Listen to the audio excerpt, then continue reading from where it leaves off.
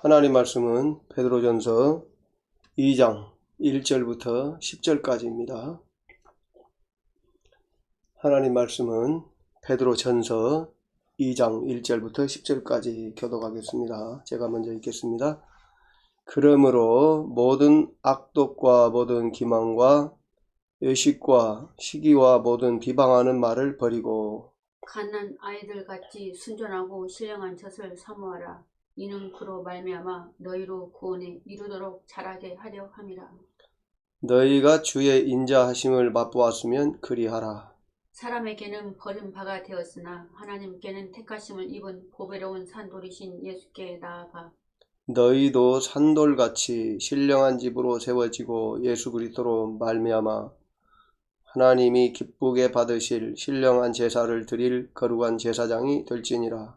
성경에 기록되었으되 보라 내가 택한 보배로운 모퉁이 돌을 시온에 두노니 그를 믿는 자는 부끄러움을 당하지 아니하리라 하였으니 그러므로 믿는 너희에게는 보배이나 믿지 아니하는 자에게는 건축자들이 버린 그 돌이 모퉁이의 머릿돌이 되고 또한 부딪히는 돌과 걸려 넘어지게 하는 바위가 되었다 하느니라.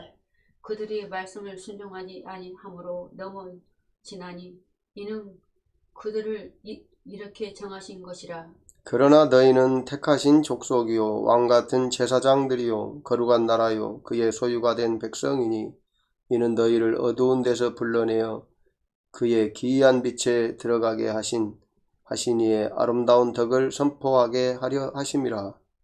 너희가 전에는 백성이 아니더니 이제는 하나님의 백성이요 전에는 긍휼을 얻지 못하였더니 이제는 긍휼을 얻은 자니라. 아멘. 베드로전서는 베드로 사도가 이제 기록한 책이라고 보통 알려져 있습니다. 2장 1절을 보면 그러므로 그랬죠. 그러므로 이 베드로전서 그 1장의 얘기는 그 2장과 연결, 2장에 너희가 너희로 구원에 이르도록 자라게 하려 함이라와 관련돼서 그러므로는 이제 관련된 얘기니까요. 그 1장에 나오는 얘기는 주로 뭐라면 너희가 거듭났다는 거예요. 거듭났다는 거예요. 1장 10절을 보면 이 구원에 대하여는 너희에게 임할 은혜를 예언하던 선지자들이 연구하고 부지런히 살펴서 구원받은 걸 얘기를 하죠. 이 구원에 대하여. 또 2장 23절에도 너희가 거듭난 것은 썩어질 씨로 된 것이 아니요 썩지 아니할 씨로 된 것이니 살아있고 항상 있는 하나님의 말씀으로 되었느니라. 하나님의 말씀으로 거듭났다는 얘기를 하고 있어요. 이제 그 2장에는 무슨 얘기를 하냐면 거듭난 자로서 거듭나서 이제 하나님의 자녀가 됐잖아요. 거듭난 자로서 어떻게 살아야 되는가 그렇게 말을 하는 겁니다. 거듭난 자니까 2장 1절에 보면 그러므로 모든 악독과 모든 기망과 외식과 시기와 모든 비방하는 말을 버리고 우리가 2장 1절을 어떻게 이해해야 될까요? 여기에 나와 있는 악독이나 모든 기만이나 외식이나 시기나 모든 비방하는 말을 버리라 그러니까 악독이라는 말이 정확히 뭐냐? 모든 기만과 외식이라는 말이 뭐냐? 그래가지고 여기 들어있는 것만 버리라는 말이 아니고요. 우리가 이제 그동안에 봤던 고린도 전서 에서 봤죠. 물론 이제 그 1장에서 뭐 4장까지가 이제 그 주로 그러지만 주로 이제 3장 1절부터 17절까지만 봐도 여기서 버리라는 건 뭐예요? 육신에 속한 것. 육신에 속한 것을 버리라는 거예요. 한마디로 말하면. 그죠? 육신에 속한 걸 버려라. 고린도전서 3장에서 봤고 또 어디서 봤습니까? 히브리서 5장 11절부터 6장 8절까지에도 보면 여기에도 나와 있죠. 거기 한번 찾아볼까요? 히브리서 6장 1절을 한번 보세요. 히브리서는 바로 앞에 있습니다. 그 베드로전서 앞에 야고보서가 있고 그 앞에 있는데 히브리서 6장 1절을 한번 보세요. 1절 2절에 보면 한번 같이 읽어보겠습니다. 그러므로 우리가 그리스도의 도의 초보를 버리고 죽은 행실을 회개함과 하나님께 대한 신앙과 세례들과 안수와 죽은 자의 부활과 영원한 심판에 관한 교훈의 털을 다시 닦지 말고. 그렇죠? 여기 보면 우리가 그리스도의 도의 초보를 버리고 죽은 행실을 회개함과 그랬죠. 그러니까 이 모든 요 히브리서 6장 1절에서 2절은 죽은 행실, 육신에 속한 것이죠. 그리고 그리스도의 도의 초보에 머물러 있는 것도 이제 육신에 속한 거예요. 어린아이죠. 히브리서. 그리고 이제 지난번에 우리가 로마서 8장에서 1절부터 17절까지입니까? 여기도 보면 육신에 대해서 어때요? 자세히 나와 있죠. 아주 육신에 대한 얘기 자세히 나와 있는 게 8장입니다. 그죠? 로마서 8장. 응? 그래서 이제 로마서 8장 말씀드릴 때 뭘 아주 중심적으로 얘기했습니까? 로마서 8장 13절입니다. 너희가 육신대로 살면 반드시 죽을 것이로되 영으로서 몸의 행실을 죽이면 살리니 그런다고 그랬죠. 여기에 대한 책이 영국의 청교도 신학자인 존 오웬이라는 분이 쓴 내 안에 죄 죽이기라는 책이 있다고 그러죠. 아주 이게 유명한 책이에요. 아주 훌륭한 책입니다. 한 번씩 읽어보시길 바라고. 로마서 8장 1절부터 17절에 나와 있어요. 오늘 베드로전서 2장 1절부터 10절도 그동안에 이 고린도전서 3장, 히브리서 5장, 6장, 로마서 8장 여기에 나와 있는 내용과 유사해요. 앞으로도 이제 로마서 베드로전서 뿐만 아니라 또 더 보겠습니다만은 이제 갈라디아서 3장에 보면 너희가 성령으로 시작했다가 육체로 마치겠느냐라고 말하는데 그 육체도 같은 말이에요. 육신이나 우리가 보통 이제 이 육신이나 이것이 육신으로 번역된 단어가 이렇게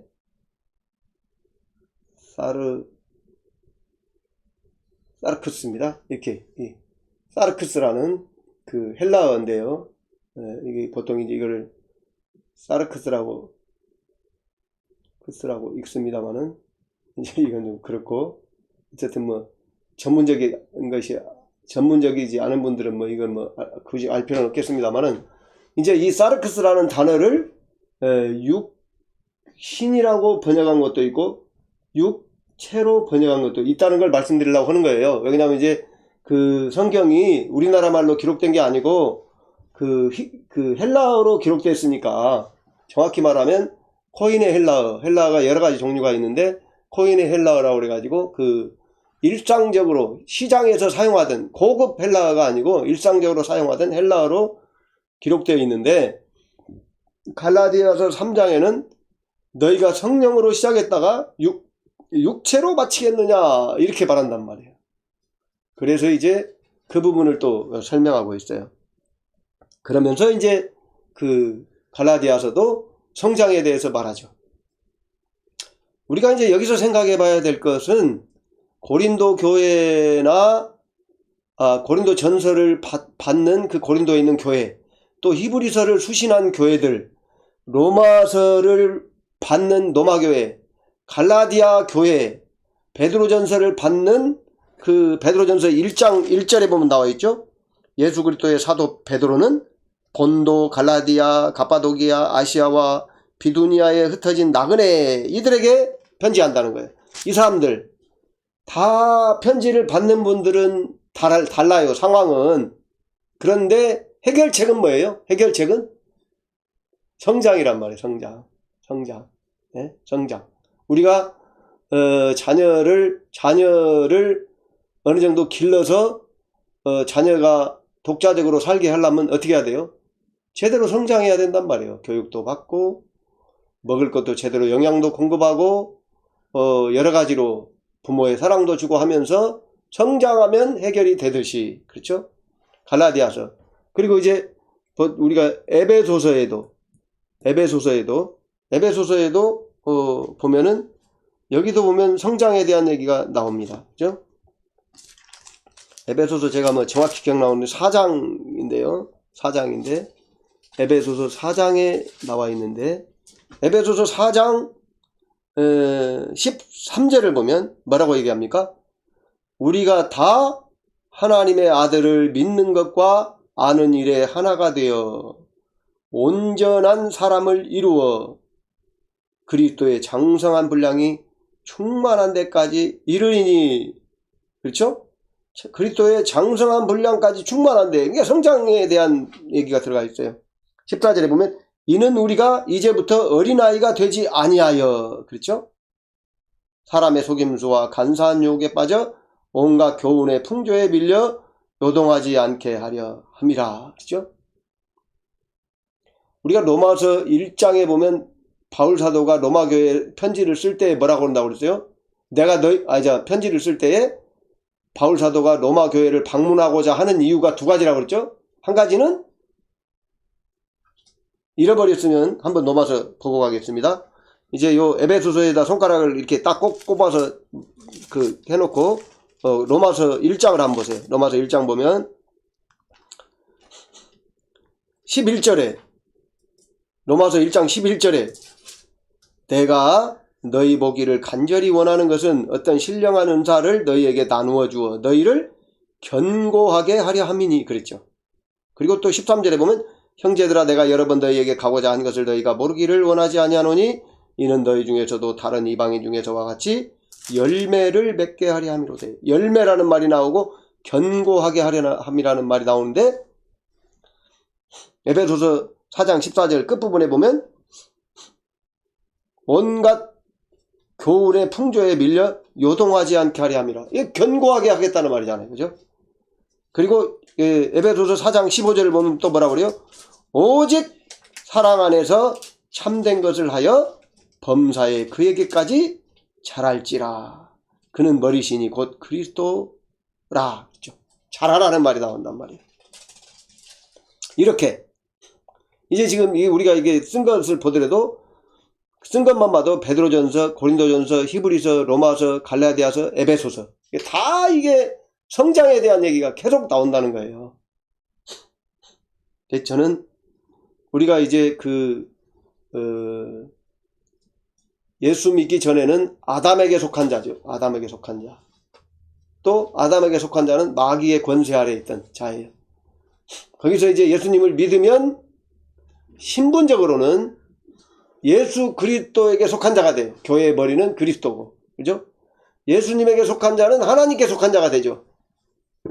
그런데 예수님에게 속한 자 중에서, 예수 믿는 자 중에서 우리가 이 땅에 사는 동안에는 영적 수준에 있어서는 모든 사람이 다 다르다는 겁니다. 그런데 이걸 한마디로 말하면 잘하고 있는 사람이라고 말할 수 있어요. 잘하고 있는 사람. 잘하는 중에 있다. 그죠? 모든 이 땅에 태어난 아기들이 자라야 되는 것처럼, 그죠? 자라야 되는 것처럼. 그래서 우리가 예수 믿은 이후에 자라게 된다는 거예요. 자, 오늘 베드로전서 2장으로 다시 돌아가서요. 베드로전서 2장. 그래서 이제 베드로전서 2장 1절은 육신에 속한 것을 버려라 그 말이죠. 버려라. 그걸 떠나야 되는 거죠. 어떻게 버린다고 그랬어요? 우리가 이 버리는 것을 이제 자아처리라고 말한다고 그랬죠. 두 가지, 버리는 것도 두 가지죠. 자아처리, 육신에 속한 것을 십자가에 못 박는 것과 또 한 가지 뭐예요? 예수 그리스도를 따라가는 것. 두 가지죠. 우리가 이제 인간이 이게 사람이라고 볼 때, 이 거듭나서 예수 그리스도께서 그 사람 안에 이렇게 들어오시게 되면, 영 안에 들어오시게 되면, 영은 거듭나서 살아나게 되지만, 이 육신은 말이죠. 육신은 어때요? 육신은 아직도 아담에게 속한 속성이 있단 말이에요. 그러니까 이 육신의 면에서 볼 때는 죽어야 되는 거죠. 죽어야 되고 버려야 되고 십자가에 못 박아야 되고 이렇게 여러 가지 표현을 하죠. 그런데 이 영의 입장에서는 어떻게 돼요? 영의 입장에서는, 인간의 영의 입장에서는 예수 그리스도 성령님을 따르는 것이죠. 따르는 것. 이게 이제 뭐죠? 순종함으로. 그래서 이제 우리가 그 예수 믿은 이후에 그 육신에 속한 것을 처리하는 방법이, 육신을 십자가에 못 박이면 깨끗해지는 거죠. 그 다음에 또 우리의 그 영 안에 임하신 성령님, 영 안에 임하신 예수 그리스도를 따라가게 되면 육신을 순종하지 않게 되는 거죠. 이렇게 두 가지 면으로 처리를 해간단 말이에요. 그렇죠? 그래서 이제 오늘 베드로전서 2장 1절과 관련된 것은 육신을 죽여야, 버려야, 십자가에 못 박아야 된다는 얘기죠. 그리고 2절은 뭐예요? 갓난 아이들같이 순전하고 신령한 젖을 사모하라. 여기 젖은 뭐죠? 말씀입니다. 말씀. 젖이란 말이 어디에 나왔습니까? 고린도전서 3장에 나왔잖아요. 고린도전서 3장이에요. 고린도전서 3장 찾아보세요. 생각이 안 나면.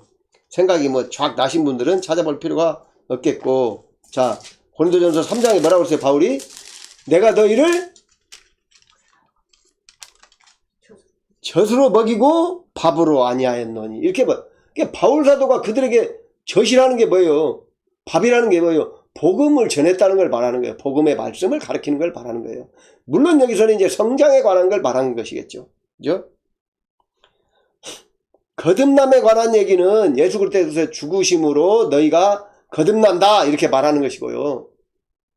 베드로전서에도 너희가 말씀으로 거듭났다고 했잖아요. 그러니까 거듭남에 대한 말씀이 있고, 베드로 사도도 이제 2장부터는 무슨 얘기를 한다는 거예요. 그러므로 육신에 속한 걸 버리고 예수님을 순종하고, 이게 뭔 말이에요? 자라가게 하라. 이러면 이제 이게 이제 말하자면 성장에 관한 복음이잖아요. 그렇죠? 여기서 그래서 베드로전서 2장 1절에서 말하는 갓난 아기들 같이 순전하고 신령한 젖이라고 그러면 뭐예요? 성장하는 말씀이죠. 그리고 여기 들어서 베드로전서 2장 2절은 우리 영 안에 임하신 성령님, 예수님을 순종하는 그 말씀이에요. 그죠? 베드로전서 2장 1절에는 육신에 속한 것을 버려야 된다. 2절에는 우리 영혼 안에 임하신 성령님을 순종해야 된다. 자, 순전하고 신령한 젖이라고 하는데, 우리가 신령한이라고 말할 때 뭐예요? 푸뉴마티코스라고 해가지고, 푸뉴마 그러면 성령님이거든요. 푸뉴마티코스, 그러니까 신령한이라는 말은 영적인 것, 성령으로부터 나온 것, 이렇게 볼 수가 있습니다. 그렇죠? 사모하라. 이는 그 이유가 뭐냐? 왜냐하면 그로 말미암아, 신령한 젖을 사모하는 것으로 말미암아 너희로 구원에 이르도록 자라게 하려 함이라. 자라게라는 말이에요. 자라게. 너희가 자라야 된다는 말이 아니고요.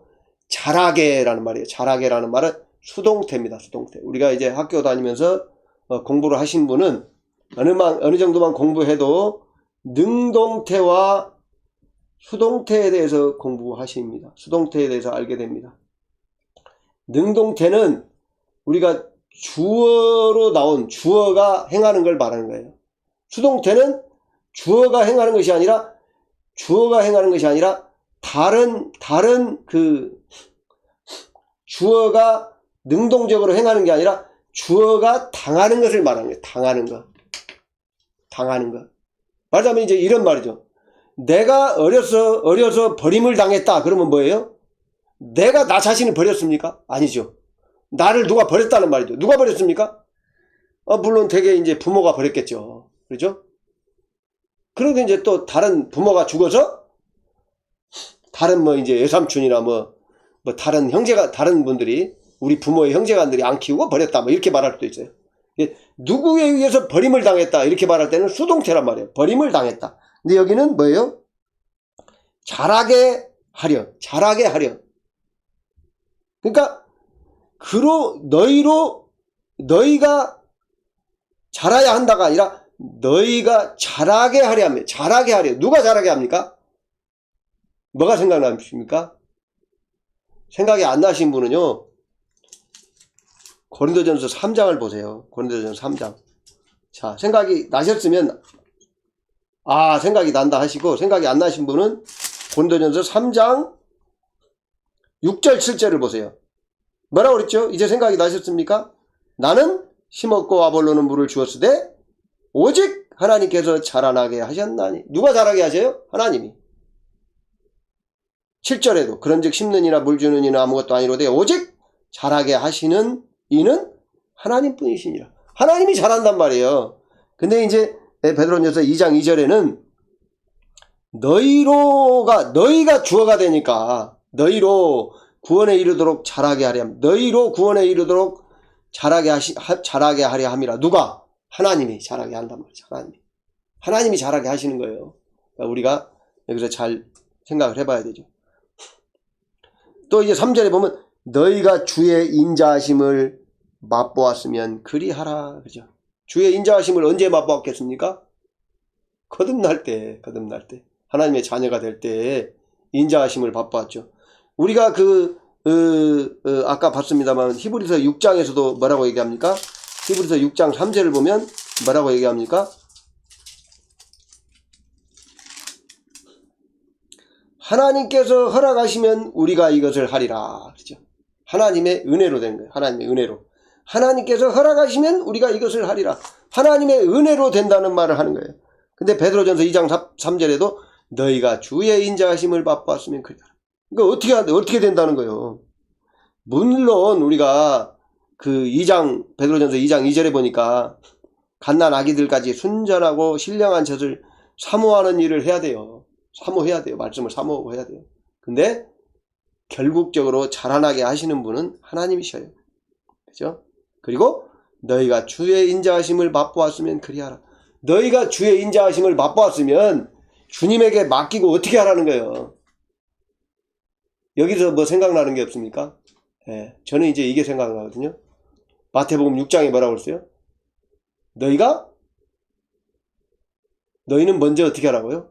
하나님의 나라와 그 의를 구하라. 그리하면 먹을 거, 입을 거, 마실 거 다 준다는 거죠. 하나님이. 거기 보면 주께서 뭐라고 합니까? 공중에 나는 새를 보라, 백합화를 보라 그러시면서 하나님께서 먹이시고 입히신다고 말하죠. 여기도 너희가 주의 인자하심을 맛보았으면 그리하라라는 말에 그런 의미들이 들어가 있다는 말이에요.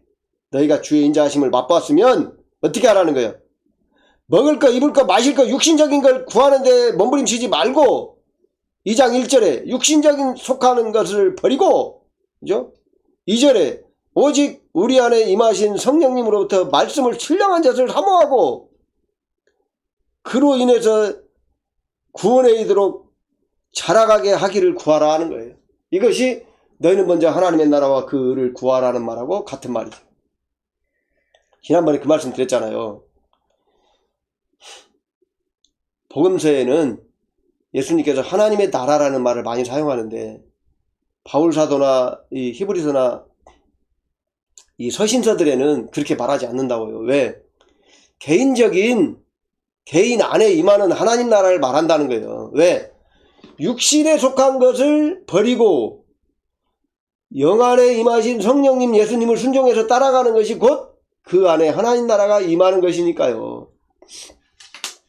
그런데 예수님이 하나님 나라를 말할 때 누가복음 17장 21절입니까? 거기 보면 뭐라고 한다고 그러세요? 하나님의 나라는 여기 있다 저기 있다 못하리니 너희 안에 있다 그랬죠.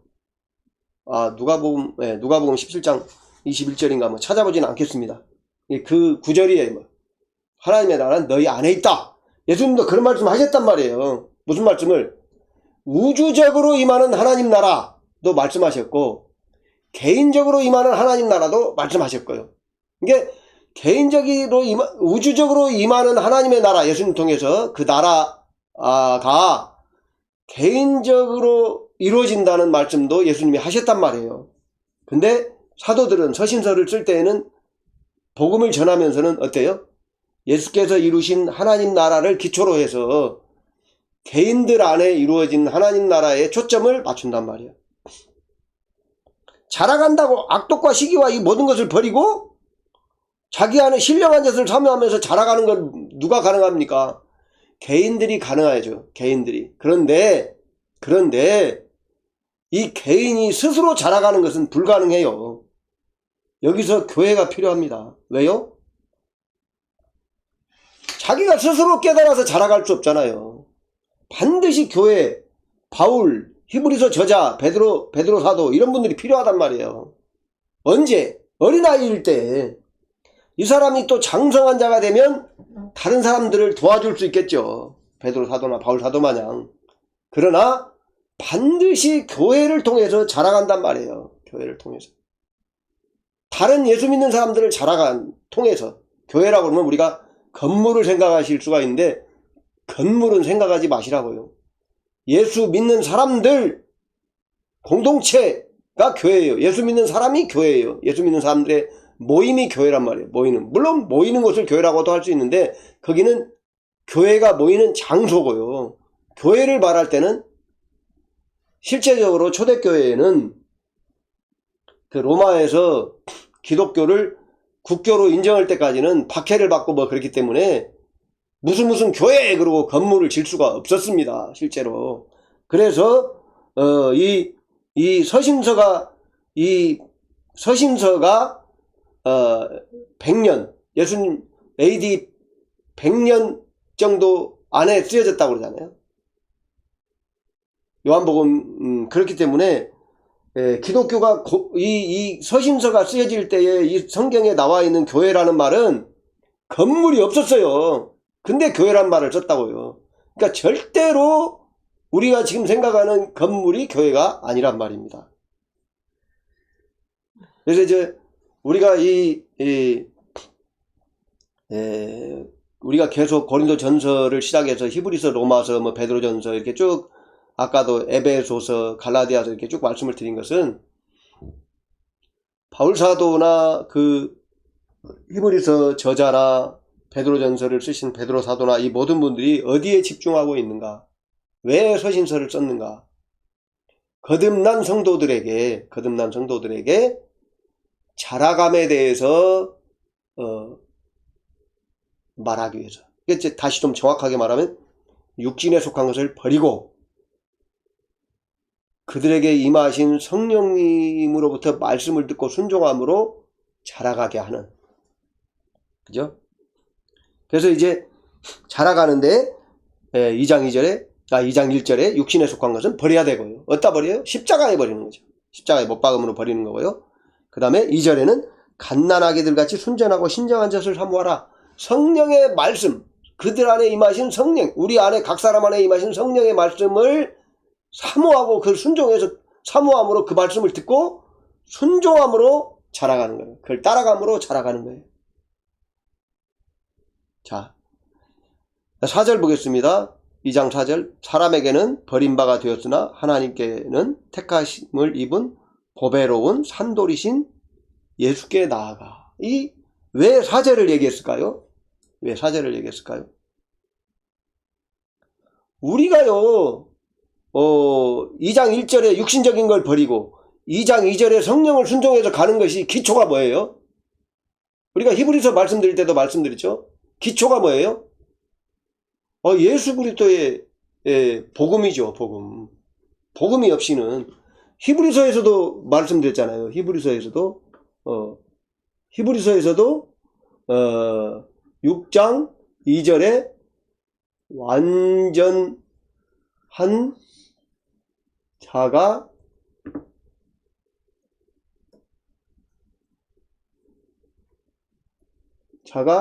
되라고 말한다고 그랬죠. 근데 기초가 뭐예요? 그 기초가 2장 10절에 예수 그리스도의 완전이라고 그랬죠. 예수 그리스도의 고난을 통하신 완전. 예수 그리스도의 예수 그리스도의 사역의 완전히 기초라고 그랬죠. 그 기초가 없이는 자라가지 못한단 말이에요. 그러니까 베드로전서 2장 4절에도 뭐라고 그래요? 예수 그리스도가 나온단 말이에요. 소위 이제 우리가 신학적으로는 기독론이라고 말하지만 사람에게는 버림바가 되었으나 하나님께는 택하심을 입은 보배로운 산돌이신 예수께 나와. 여기서 산돌이 나와요. 산돌, 돌멩이인데 살아있는 돌이에요. 산이 뭘까요? 살았다는 말이 뭘 말할까요? 부활을 얘기하는 거예요. 부활. 살아난 돌이잖아요. 산돌. 죽었다가 살았잖아요. 죽었다가. 산돌. 예수님도 사람이니까 죽으셨단 말이에요. 죽으셨어요. 십자가에서.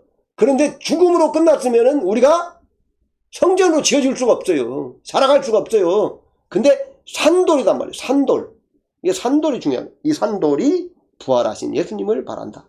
그런데 부활을 말할 때는 뭐가 전제돼야 돼요? 십자가, 죽으심이 전제돼야 되죠. 그러니까 이 산돌이라는 말 한마디에 십자가에 죽으시고 부활하신 게 들어가 있어요. 복음이 들어가 있단 말이에요. 우리가 복음을 요약해서 죽으심과 예수 그리스도의 죽으심과 부활이라고 말해요.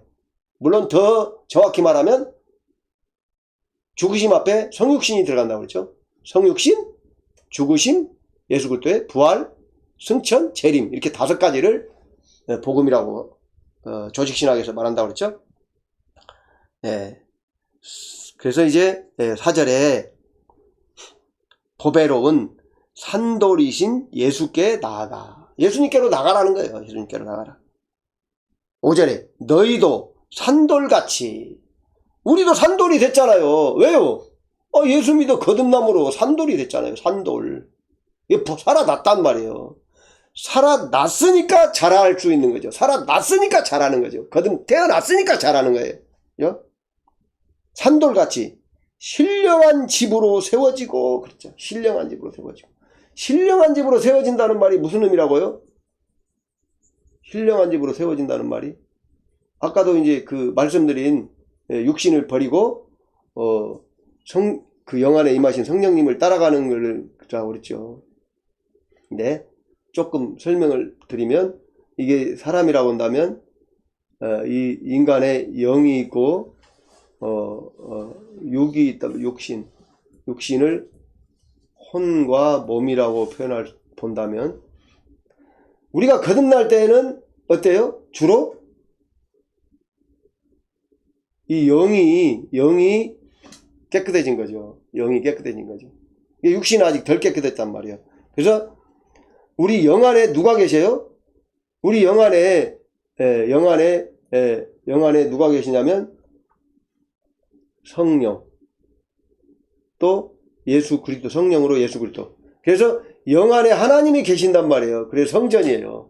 그런데 거듭날 때에는 영은 깨끗해졌는데 육신은 아직 덜 깨끗해졌단 말이에요. 그래서 우리가 신령한 집으로 세워지고, 이 말은 신령한 집으로 세워지라는 말은 이 육신에 속한 것을 아까 말씀드렸죠. 요걸 버리고 성령을 순종해감으로 성령에게 속한 것이 점점점 이렇게 확장되어 가는 거죠. 이렇게 성령을 순종할수록 어때요? 육신을 따르는 것보다 성령을 따르는 것이 이렇게 늘어나겠죠. 그래서 거듭날 때보다 점점점 이렇게 잘한다고 말할 수도 있고, 신령한 성전으로 세워질 수도 있어요.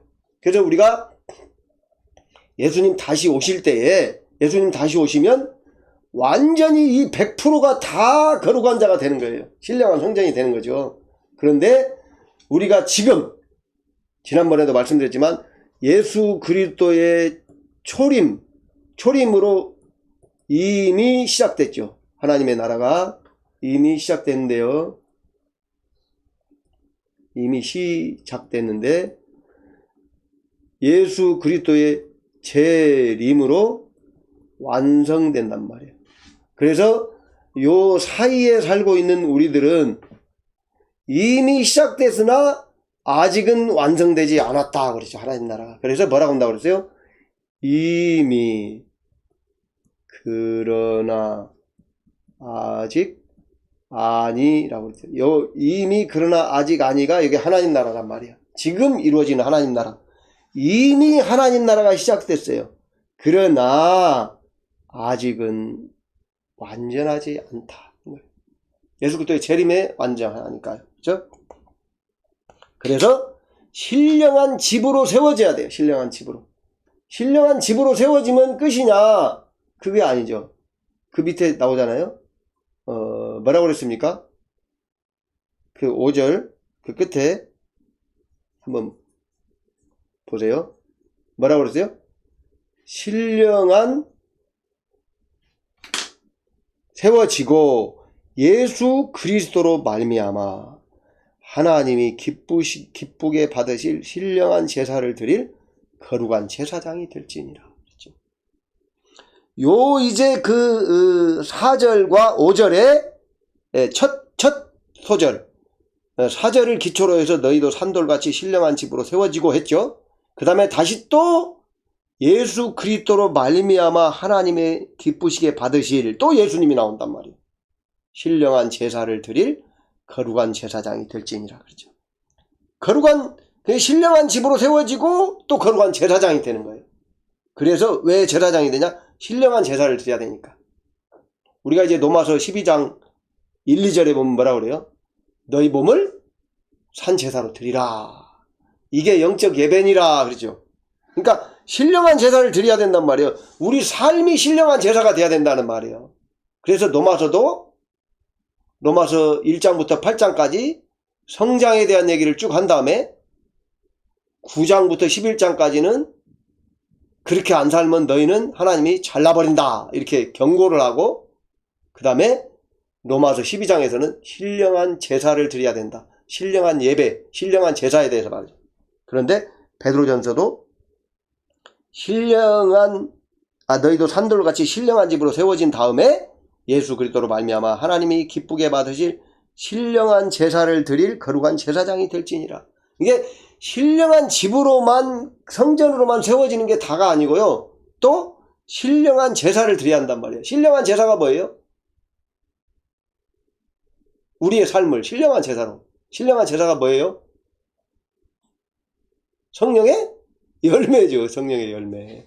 성령의 열매. 갈라디아서로 말하면 성령의 열매를 드릴 때까지. 그러니까 자신만 거룩해지는 게 아니라 성령의 열매. 성령의 열매를 다시 말하면 뭐예요? 성령의 열매를 다시 표현하면 뭐가 될까요? 성령의 열매. 성령의 열매는요, 예수 그리스도의 사랑이에요. 우리 안에 임하신 성령님이 모시고 오신 예수 그리스도의 사랑, 예수 그리스도의 십자가의 그 사랑을 말하는 거예요. 십자가. 성령의 열매는 십자가의 사랑을 말하는 거예요.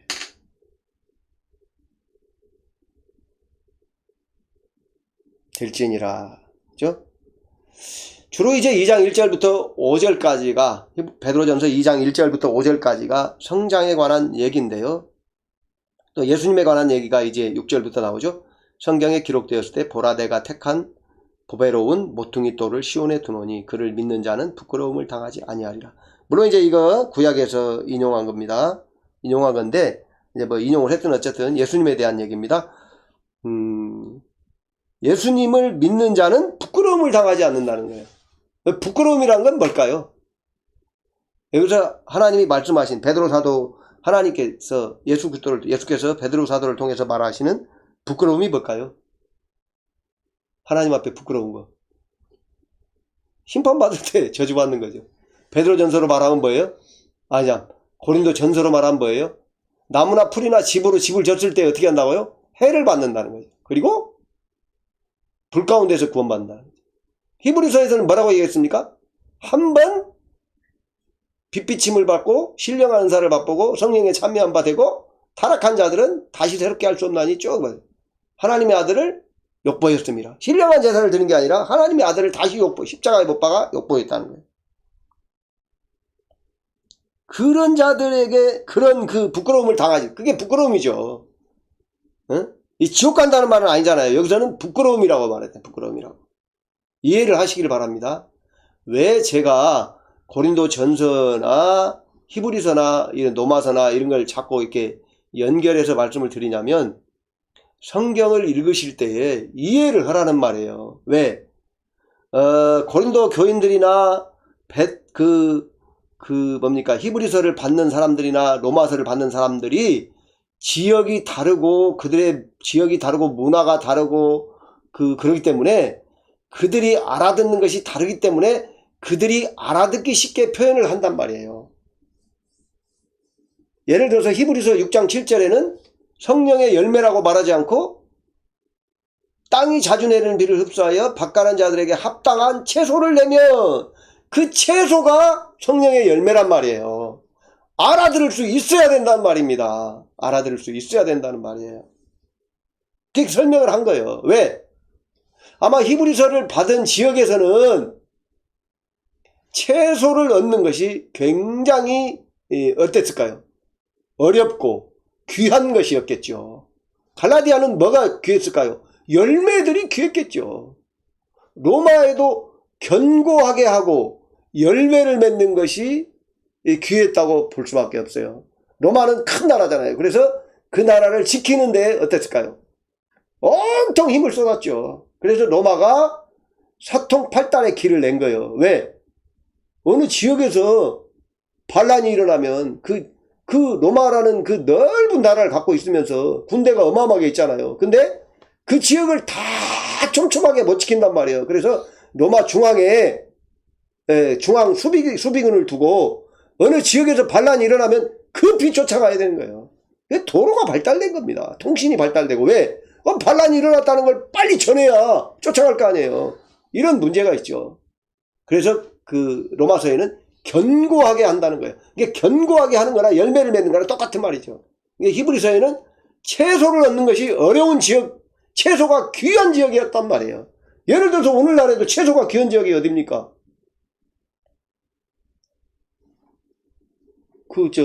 에스키모인들 어떻습니까? 그 채소가 있겠습니까? 그죠? 배 타고 한 달, 두 달 항해를 하는 사람들 요새는 별게 다 있죠. 스마트팜이라고 해가지고 싣고 다니면서 농사도 질 수 있고요. 옥상에서도 농사도 져요. 그렇지만 지금은 에스키모인들도 남극에 있는 기지에서도 어떤다고 그래요?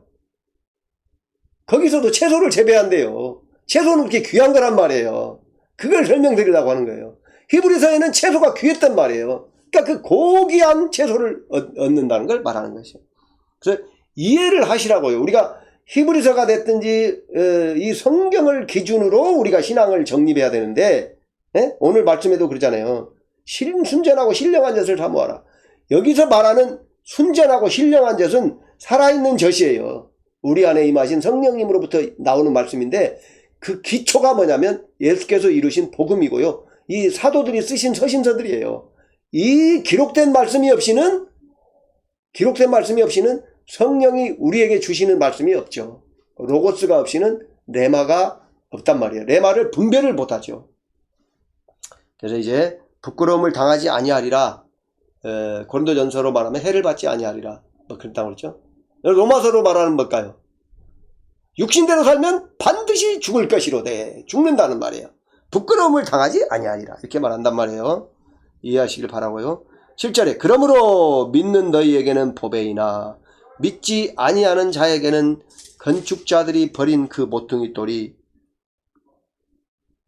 모퉁이의 머릿돌이 되고 예수께서 머릿돌이 됐단 말이에요. 또한 부딪히는 돌과 걸려 넘어지게 하는 바위가 되었도다 하였느니라. 예수를 믿지 않는 사람은 부딪히는 돌과 돌하고 부딪히면 어떻게 될까요? 박살나겠죠? 심판을 말합니다. 걸려 넘어지게 하는 바위가 되었도다. 누가? 예수님이. 예수께서 이 땅에 오셔서 우리를 구원하지 않았으면 똑같은 형편인데 예수께서 구원하심으로 예수를 믿는 사람들에게는 부끄러움을 당하지 않게 되고 예수 안 믿는 사람들에게는 예수님을 통해서 걸려 넘어져요. 핑계할 수가 없는 거게 되는 거죠. 8절 하반절 보겠습니다. 그들이 말씀을 순종하지 아니하므로 넘어지나니 이는 그들을 이렇게 정하신 것이라. 여기서 말씀은 뭐냐면요. 예수 그리스도를 통한 말씀, 복음. 더 정확히 얘기하면 새 언약의 언약법입니다. 새 언약의 언약법.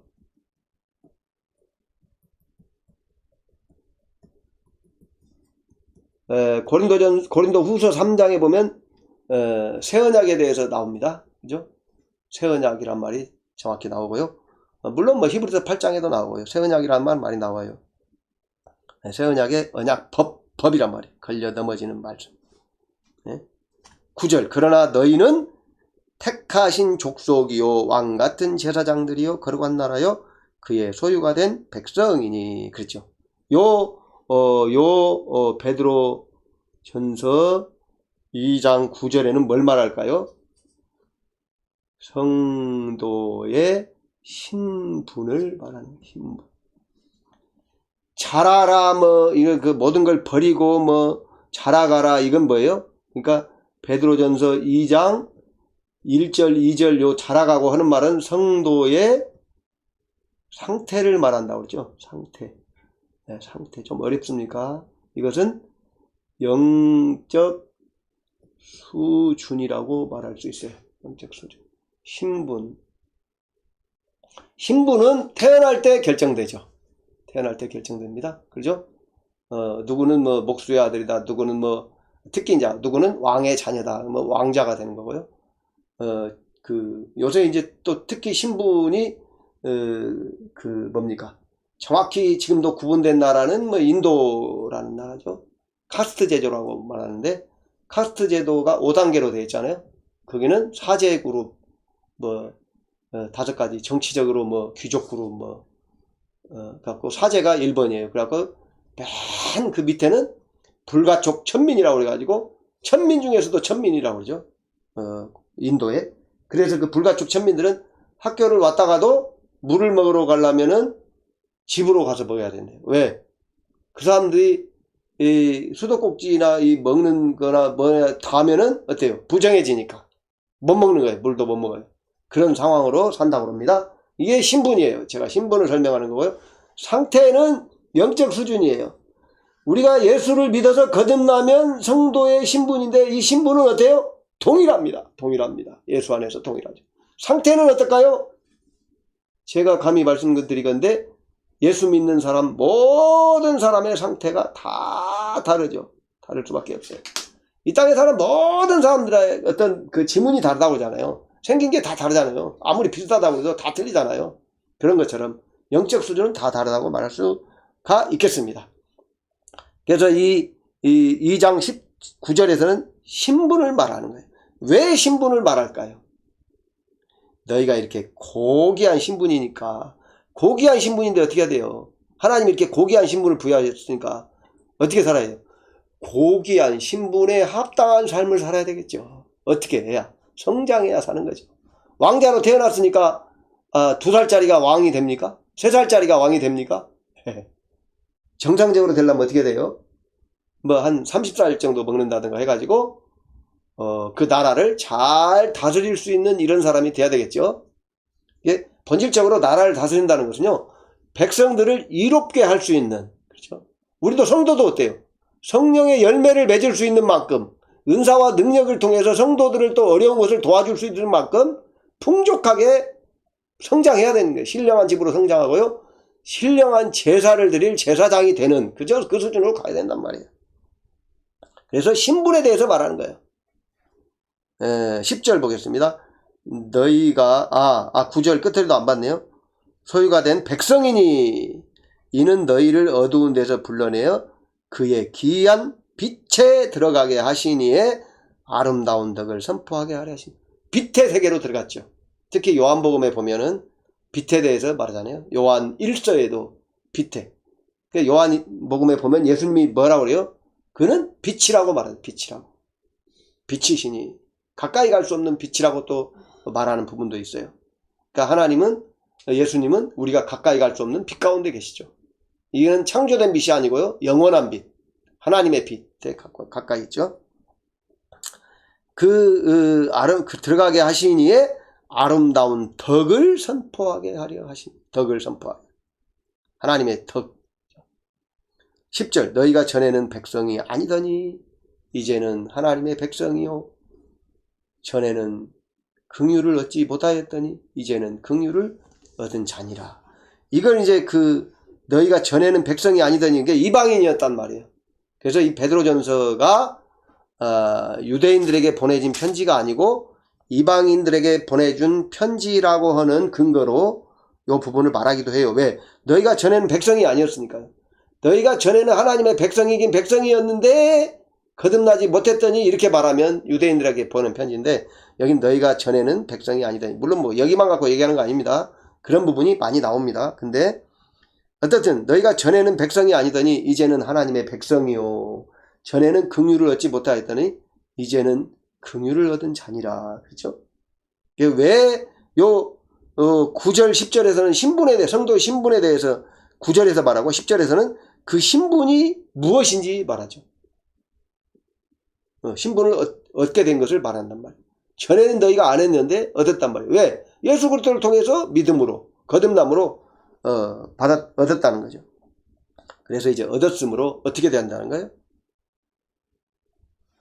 아까 말씀드렸잖아요. 2장 3절에 너희가 주의 인자하심을 맛보았으면 그리하라. 뭐를 그리하라? 뭘 하라고요?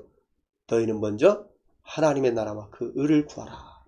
먹을 것, 입을 것, 마실 것은 하나님이 더해서 주신다. 그렇죠. 우리가 이걸 말씀을 들으면 어떤 게 생각나냐면 구약의 출애굽기에 보면 시내산에서 이스라엘 백성 그 야곱의 자손들이 언약을 맺어서 하나님의 백성이 되죠. 거기도 보면 뭐라고 그래요? 그 출애굽기 19장 한번 볼까요? 19장 보면 거기에 보면 택하신 족속이요 하나님의 나라요 그런 얘기가 나온단 말이에요. 그래서 관련이 있다고 본 겁니다. 출애굽기 19장 보면 19장 보면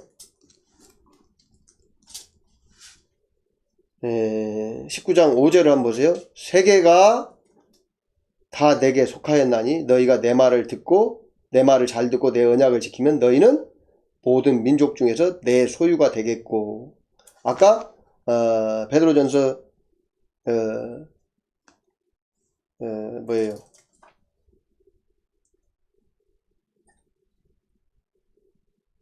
2장 9절에도 그 중간에 보면 이는 너희를 그 앞에요. 그러나 너희는 택하신 족속이요 왕같은 제사장들이요 거룩한 나라요 그의 소유가 된 백성이니 소유가 나오잖아요. 똑같이 소유가 된 백성이니 또 출애굽기 19장 6절에 보면 너희가 내게 대하여 제사장 나라가 되며 거룩한 백성이 되리라 이렇겠죠.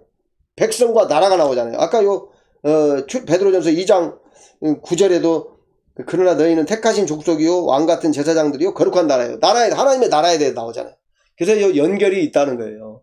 그래서 이 정확하니 말하자면 베드로 사도가 구약에서 언약을 맺은 백성들이 하나님의 백성이 된 것, 그 하나님의 나라요 제사장들이요 소유가 됐다고 말하는 것처럼 이 베드로 전서에서도 이 성도들 예수 그리스도를 믿는 자들 하나님의 자녀된 자들의 신분이 택하신 족속이요 왕같은 제사장들이요 거룩한 나라요 그의 소유된 백성이니 구약의 언약 백성이라는 말을 하는 거예요. 구약의 언약 백성인 것 같이 새 언약의 너희는 언약 백성이다 이렇게 말하고 있다는 거예요. 그걸 이해하시라는 거예요.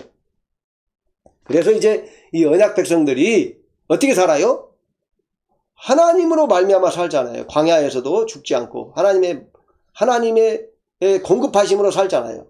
그래서 광야에서 여호와 하나님의 인도하심을 따라간 사람들은 어때요? 옷도 헤어지지 않고 신발도 떨어지지 않고 만나를 먹고 물을 마시고 그 광야에서 구름 기둥과 불 기둥으로 인도를 받으면서 가나안 땅으로 나아간단 말이에요. 그러한 삶에 대해서 말하고 있다는 거예요. 베드로 사도가. 그것을 생각나게 하시는 거죠. 베드로 사도가. 왜? 이제 우리가 보통 초대교회에 복음이 전해지면서 예수 그리스도의 복음이 전해지면서 먼저는요 대개가 이방 지역에도 이스라엘 지역이 아닌 곳에도 유대인들의 회당이 있었다고 그러죠. 회당이에요. 회당에 유대인들이 물론 모이는데 거기서 또 이방인들도 할례를 받고 완전히 회당의 회원이 될 수가 있었고요. 그 다음에 회원은 아니더라도 그 회당에 가서 참석할 수는 있었다고 그럽니다.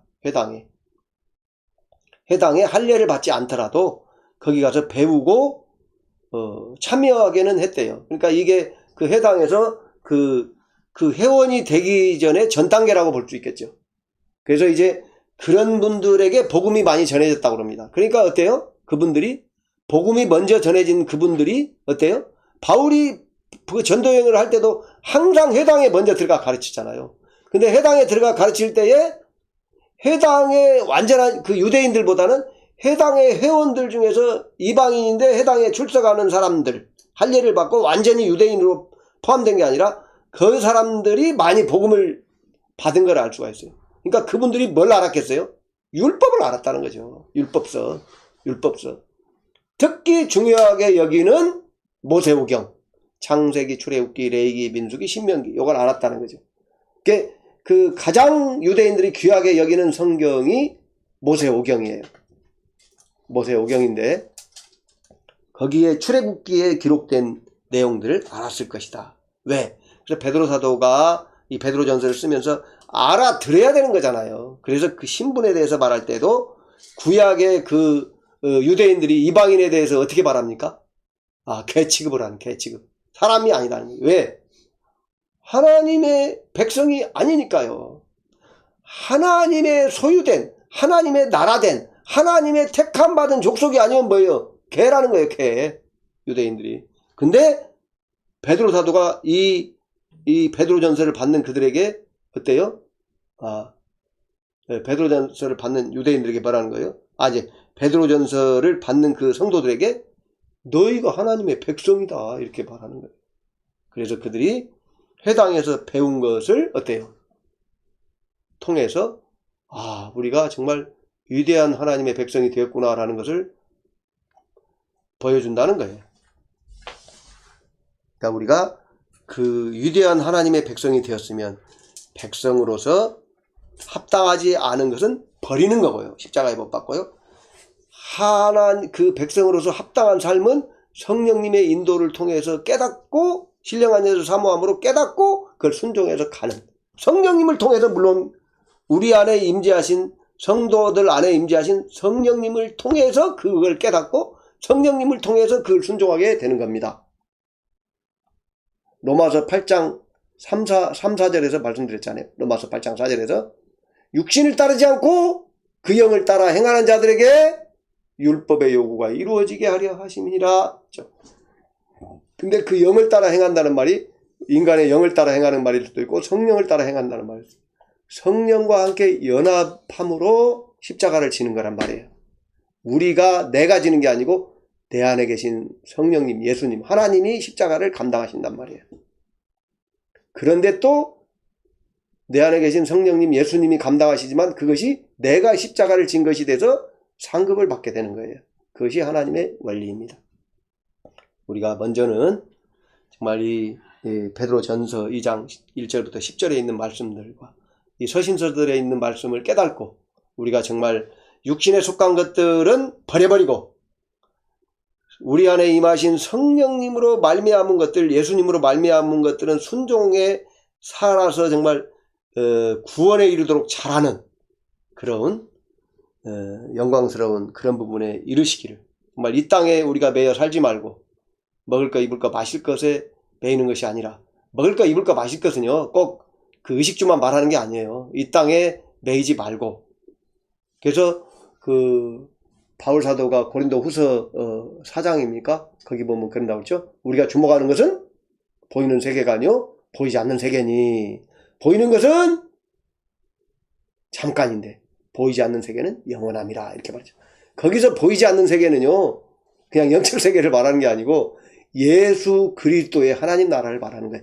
예수 그리스도의 하나님 나라. 예수 그리스도로 말미암아 이미 시작됐는데 아직 완성되지 않은 예수 그리스도의 하나님 나라를 말한다는 것. 우리가 정말 예수 그리스도의 하나님 나라에서 그 신령한 집으로 세워지고 우리가 또 하나님 앞에 신령한 제사를 드릴 수 있는 그런 거룩한 제사장들이 다 될 수 있으시기를 주님의 이름으로 간절히 축원합니다. 기도하겠습니다. 하나님 아버지 은혜와 사랑을 감사드립니다. 우리를 도와주셔서 사도들을 통하여 또 교회를 통하여 우리에게 전하시는 말씀과 우리 안에 임하신 성령님을 통하여 주신 말씀들을 우리가 사모하고 우리가 육신에 속한 것과 하나님께 속한 것을 분별하고 육신에 속한 것들을 버려버리고 오직 예수 그리스도와 성령 하나님을 순종함으로 하나님 원하시는 그 하나님의 나라를 이루어갈 수 있도록 우리를 도와주시옵소서. 우리가 하나님의 백성이 되고 하나님의 소유가 되었사오니 하나님의 것으로서, 하나님의 소유로서, 하나님의 자녀로서 부끄럼 없는 그런 삶을 살아갈 수 있도록, 우리를 정말 그러한 자로 성장될 수 있도록 우리를 도와주시옵소서. 예수님의 이름으로 간절히 기도하옵나이다. 아멘.